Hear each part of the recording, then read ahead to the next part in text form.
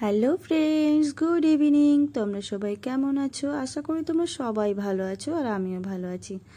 তো আজকে তোমরা কম বেশি সবাই জানো যে আজ ভোলানাথের মাথায় জল ঢালার দিন।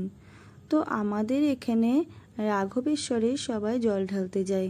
তো এই রাঘবেশ্বর আমাদের বাড়ি থেকে 1 কিলোমিটার দূরে। এই জায়গাটির নাম হচ্ছে দীঘননগর। তো যাই হোক বন্ধুরা, তোমরা দেখতেই পারছো কত পুণ্যার্থীরা হেঁটে চলেছে জল নিয়ে বাবার মাথায় দেবে বলে। তো এই যে জায়গায় জায়গায় আলো দেখছো, প্যান্ডেল করা দেখছো, এইগুলো হচ্ছে শিবির। হয় কোনো শিবিরে হয়তো খিচুড়ি রান্না হচ্ছে পুণ্যার্থীদের দেওয়ার জন্য, অথবা জল, বিস্কুট ইত্যাদি।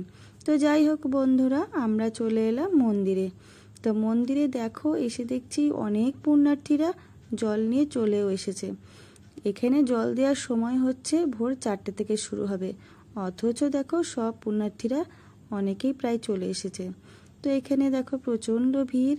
তো ভিড় ঠেলে একটু ভেতরে যাওয়ার চেষ্টা করছি। তো দেখো বন্ধুরা, আমরা ফাইনালি ভেতরে চলে এলাম।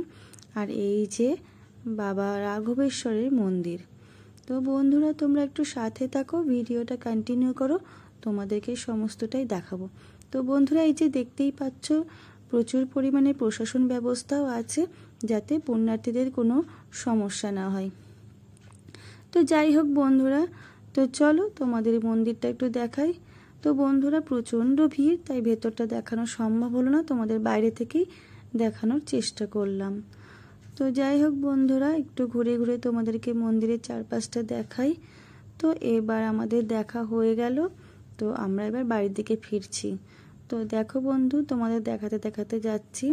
এই যে ফেরার পথেও দেখছি কত পুণ্যার্থীরা জল নিয়ে হেঁটে চলেছে। আমি যেহেতু সন্ধ্যাবেলা এসেছি, তাই জন্য তোমাদেরকে কম মানুষই তোমরা দেখতে পারলে।